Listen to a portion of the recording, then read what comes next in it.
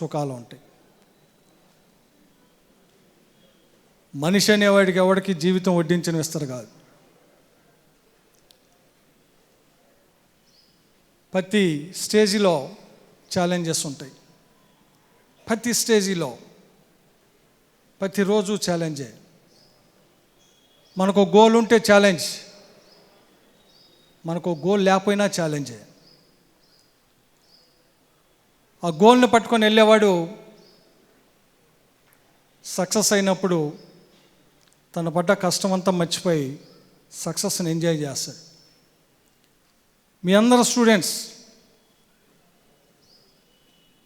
Degree join అయ్యే రోజుకు మీ parents మీ మీద ఎంతో హోప్ పెట్టుకొని ఉంటారు. లైక్ ఏఎస్ఎన్ కాలేజ్ లాంటి కాలేజీలో చేరుస్తున్నాం. సహజంగా ఈ కాలేజీ అన్ని కాలేజీల కన్నా ఫీజు ఎక్కువ, అన్ని కాలేజీల మించి డిసిప్లిన్ ఎక్కువ, అన్ని కాలేజీల మించి క్యాంపస్ సెలక్షన్ ఎక్కువ. సో డెఫినెట్గా మన పిల్లలకు ఒక మంచి భవిష్యత్తు ఈ కాలేజీ ద్వారా వస్తుంది అని వాళ్ళు ఎంతో ఫీల్ అవుతారు. నాకు తెలిసి 90% స్టూడెంట్స్ వాళ్ళ పేరెంట్స్ అదే కోరికతో ఈ కాలేజీని చేరుస్తారు.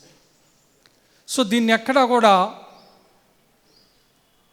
వారి యొక్క ఆలోచనని, వారి యొక్క ఈ కాలేజీ మీద పెట్టుకున్న నమ్మకాన్ని ఎక్కడా కూడా వమ్ము చేయకూడదని చెప్పి మేనేజ్మెంట్గా నా దగ్గర నుంచి, ప్రిన్సిపల్ నుంచి, స్టాఫ్ నుంచి, గేట్ దగ్గర ఉండే అటెండర్ వరకు ఒళ్ళు దగ్గర పెట్టుకొని పనిచేసేవాళ్ళం.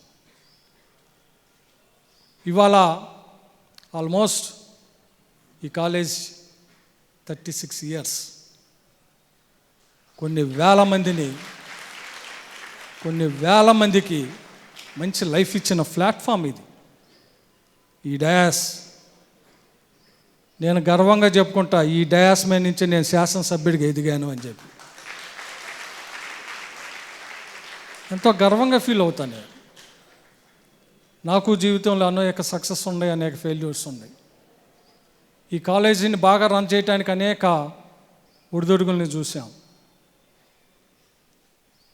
బట్ డెడికేషన్, నేను, ప్రిన్సిపల్, స్టాఫ్, సో మీ అందరినీ నేను కోరేది, ఈ ఏజ్లో సరదాగా ఉండటం అవసరమే, బాధ్యతగా ఉండటం అవసరమే.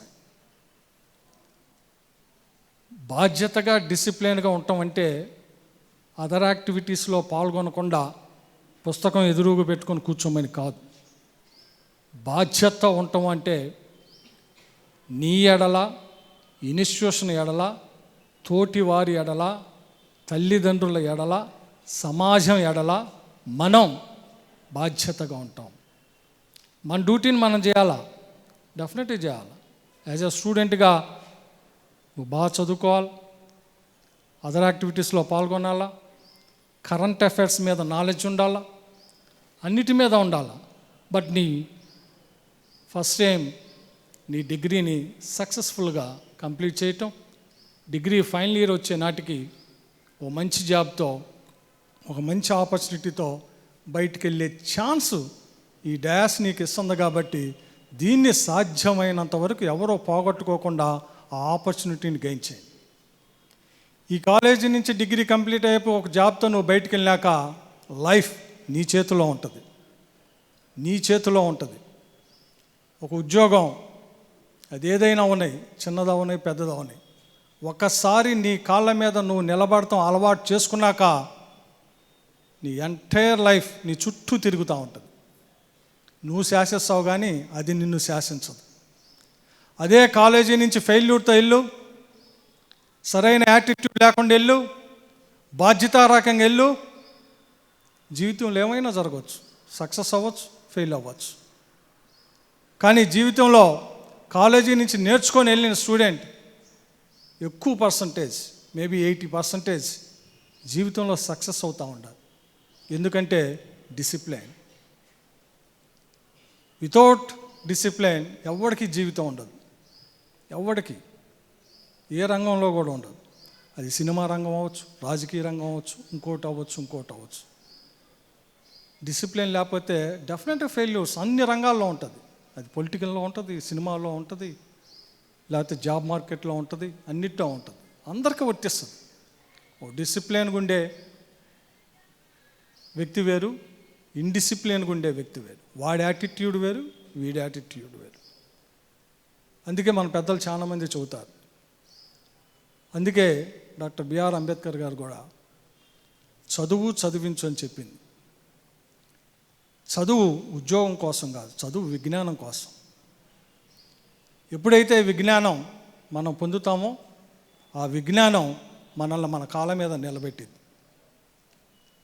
ఈ కాలేజ్, ఈ క్యాంపస్ మీకన్నా ముందు కొన్ని వేల మంది ఇక్కడ చదివి ఈరోజు మంచి స్థాయిలో ఉండారన్న సంగతి మీరు గుర్తుపెట్టుకోండి. రాబోయే భవిష్యత్తులో మళ్ళీ 36 సంవత్సరాలు కూడా ఇలాగే ఈ క్యాంపస్ కొన్ని వేల మందికి ఇదే నాలెడ్జ్, ఇదే క్వాలిటీ ఎడ్యుకేషన్, ఇదే డిసిప్లిన్, ఇదే క్యాంపస్ ప్లేస్మెంట్ని ఇచ్చే స్థాయికి ప్రిన్సిపల్ రామచంద్ర గారు తీసుకొచ్చాడు అనేది కూడా నేను ఎంతో గర్వపడతాను, ఎంతో గర్వపడతాను. ఈ సందర్భంగా ఇక్కడ ఉన్న మీ అందరూ దయచేసి మీ ప్రతి టైంని మీ సొంత అవసరాలకు ఉపయోగించుకోండి, తప్పేం లే. జీవితంలో ఒకసేపు ఎంటర్టైన్మెంట్ లేకపోతే ఎలా ఉంటుంది? బట్ తల్లిదండ్రులను గౌరవించండి, పెద్దలను గౌరవించండి. అది నేర్చుకోకపోతే వేస్ట్. నిజంగా చెబుతున్నాను, చాలా వేస్ట్. నీకన్నా ఎవరైనా సీనియర్ ఉంటే మర్యాదగా పలకరి. ఫ్రెండ్ని పలకరియొచ్చు, ఎరా అవరే అని. నేను నా ఫ్రెండ్ ఎవరైనా కనపడితే ఎరా బాగుండవా అంటాను. అది ఇంటిమెన్సీ. నాకన్నా పెద్దవాడు కనపడితే ఎరా అంటే ఎలా? అది సంస్కారం కాదు. ఇది మనం తెలుసుకోవాలి, ఇది మనం నేర్చుకోవాలి, ఆచరణలో పెట్టాలి. కన్న తల్లిదండ్రులను డెఫినెట్గా గౌరవించాలి. కన్న తల్లిదండ్రులను గౌరవించకపోతే ఇంకెవరిని గౌరవిస్తారా? మా ఫాదర్ నేను చిన్న ఏజ్లో చనిపోయాడు. ఎందుకు మా ఫాదర్ వర్ధంతి నేను చేస్తాను? సుమారు 33 సంవత్సరాలు. నా ఒక్కడికి ఇన్స్పైర్ కాదు ఆయన, ఎంతోమందికి. దాంట్లో నేను ఒకడిని, కన్న కొడుకును కాబట్టి నాకు ప్రేమ ఉండొచ్చు ఎక్కువ. కానీ ఎంతోమందికి ఈ తెనాల్లో ఆయన ఒక మంచి లీడర్ అయ్యాడు, ఒక మంచి చాలా మందికి లైఫ్ ఇచ్చాడు.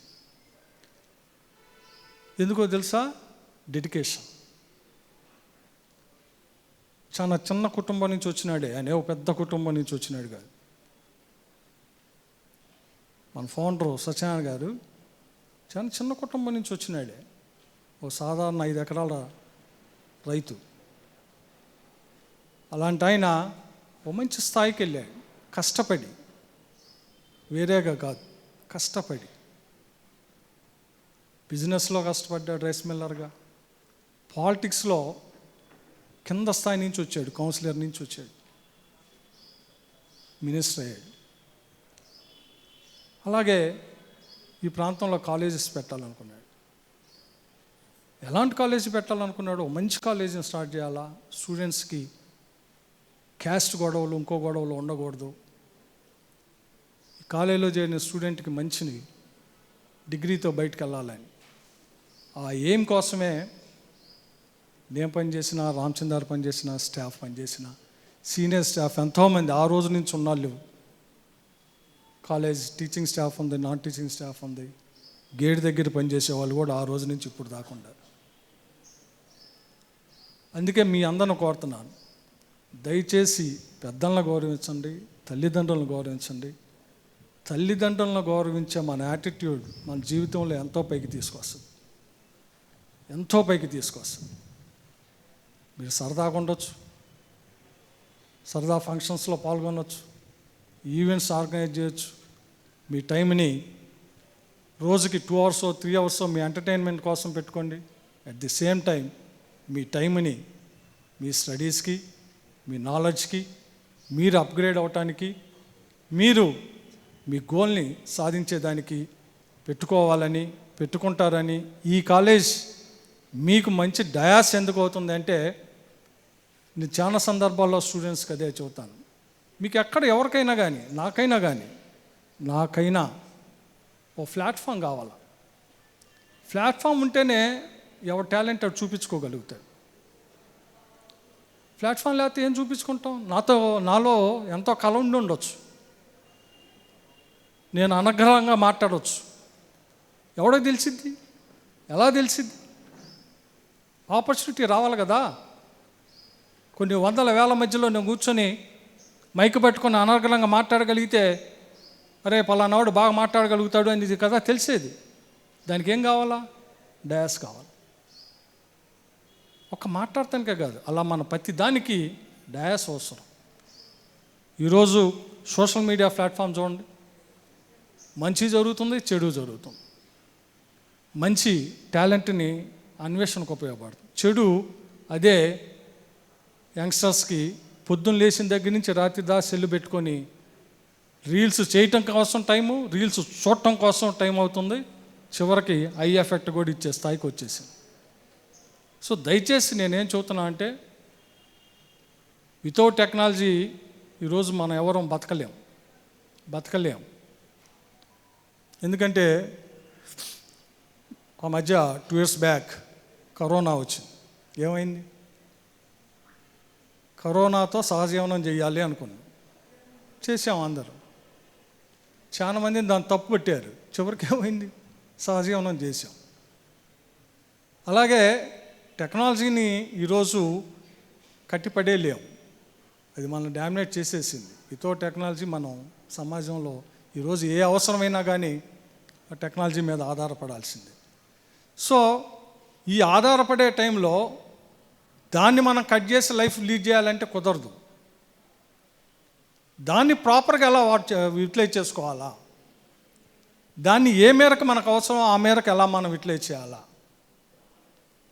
దీంట్లో మన పక్కనాడికి ఇబ్బంది కలగకుండా మన చెల్లికో అక్కకో లేకపోతే తమ్ముడికో అన్నకో లేకపోతే పేరెంట్స్కో మన వలన ఇబ్బంది పడకుండా నియంత్రించుకోవటమే.